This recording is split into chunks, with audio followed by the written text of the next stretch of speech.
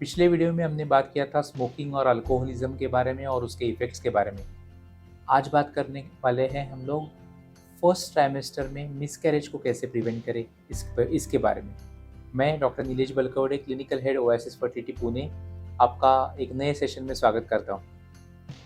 First trimester miscarriage या abortion या missed abortion ये एक संज्ञा है जो कोई नहीं चुनना चाहता है।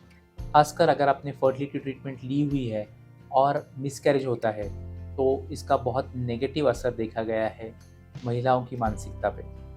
आइए जानते हैं फर्स्ट ट्राइमेस्टर अबॉर्शंस के रीजंस क्या है और इसको हम लोग इससे कैसे छुटकारा पा सकते हैं या इसका ट्रीटमेंट हम लोग कैसे कर सकते हैं। फर्स्ट ट्राइमेस्टर अबॉर्शंस या मिसकैरेजेस बहुत कॉमन तौर पे जेनेटिक रीजंस की वजह से हो सकते हैं। अगर महिला में या पुरुषों में कुछ जेनेटिक प्रॉब्लम्स है जैसे कि ट्रांसलोकेशन, इन्वर्जन ऑफ क्रोमोसोम्स, ऐसी कुछ प्रॉब्लम्स है तो ये गर्भ में आने के चांसेस काफ़ी हाई होते हैं और ऐसा गर्भ मिसकैरी हो जाता है बिकॉज वो जेनेटिकली एबनॉर्मल है और नेचर इसको एक्सेप्ट नहीं कर सकता। महिलाओं में और पुरुषों में जेनेटिक प्रॉब्लम्स नहीं है उसके बावजूद भी गर्भ में डिफेक्ट्स आ सकते हैं, तो ये नए सिरे से भी डिफेक्ट्स आ सकते हैं और ये प्रॉब्लम भी जेनेटिक रीजंस में ही शामिल होते हैं। इसी के साथ में यूट्रस के कुछ प्रॉब्लम्स है जिससे मिसकैरेज होने के चांसेस बढ़ जाते हैं।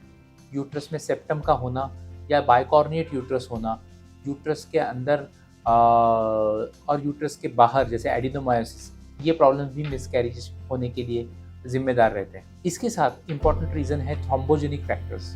जो महिला जो गर्भवती है उसमें अगर कुछ थ्रोम्बोजेनिक डिसऑर्डर्स है जिससे खून में बारीक गांठें तैयार हो रही है या ब्लड क्लॉट्स तैयार हो रहे हैं, ऐसे महिला को भी मिसकैरेज होने के चांसेस काफ़ी हाई होते हैं। इसी के साथ में इम्यूनोलॉजिकल प्रॉब्लम्स भी होते हैं जिससे मिसकैरेज हो सकता है। बॉडी का जो इम्यूनिटी है अगर वो गर्भ को रिजेक्ट कर रहा है और कुछ ब्लड रिलेटेड फैक्टर्स है जैसे कि TNF alpha levels, natural killer cells, या अगर ज़्यादा तौर पे है तो भी गर्भ रिजेक्ट हो सकते हैं। फ्रेंड्स, गर्भ रिजेक्शन के और भी कई रीज़न हैं बट हमने ये इंपॉर्टेंट रीजंस के बारे में जाना। आइए जानते हैं कि इसको हम लोग डायग्नोस कैसे कर सकते हैं। डायग्नोसिस के लिए कुछ ब्लड टेस्ट ज़रूरी है, जेनेटिक टेस्टिंग ज़रूरी है, कैरियोटाइपिंग ज़रूरी है, स्पर्म DNA फ्रेगमेंटेशन या स्पर्म के DNA की जांच ज़रूरी है। इसी के साथ में थ्रोम्बोजेनिक डिसऑर्डर्स रूल आउट करने के लिए anti phospholipid antibody syndrome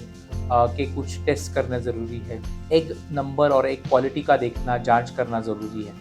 3D sonography करके यूट्रस के प्रॉब्लम्स को आइडेंटिफाई करना ज़रूरी है। यूट्रस के अंदर और यूट्रस के बाहर जैसे कि सेप्टम हो, बाइकॉर्निएट यूट्रस हो या फिर यूट्रस के बाहर एडिनोमायोसिस जैसे प्रॉब्लम्स हो, इससे भी मिसकैरेज होने के चांसेस काफ़ी हाई है। फाइब्रॉइड से मिसकैरेज होने के चांसेस रहते हैं, तो ऐसे केसेस को आइडेंटिफाई करके उनको ट्रीट किया जा सकता है।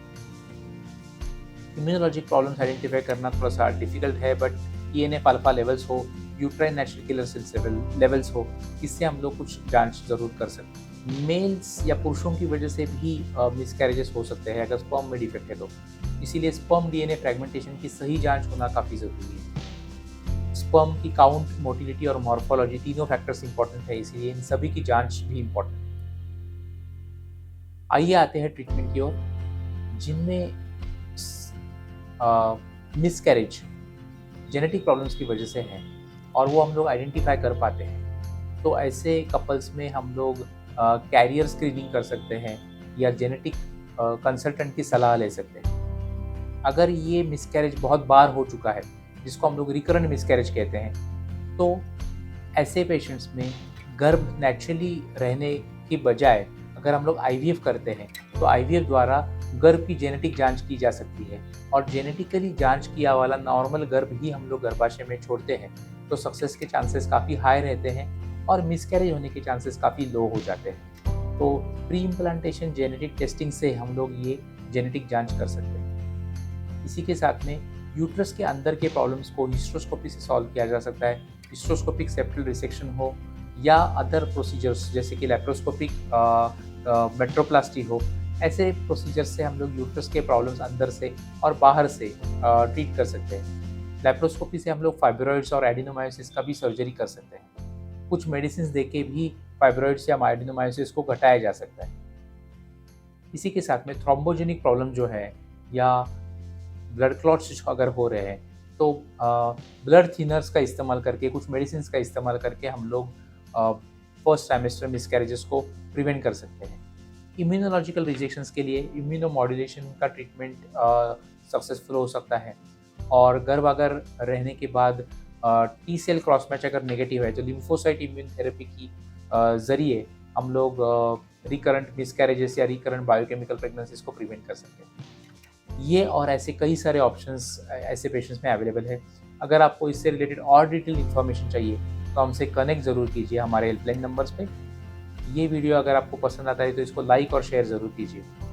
ओएसिस फर्टिलिटी में फ्री कंसल्टेशन के लिए हमारे वाकड़ या खराड़ी सेंटर को आप विजिट कर सकते हैं। आज के लिए बस इतना ही। Thank you.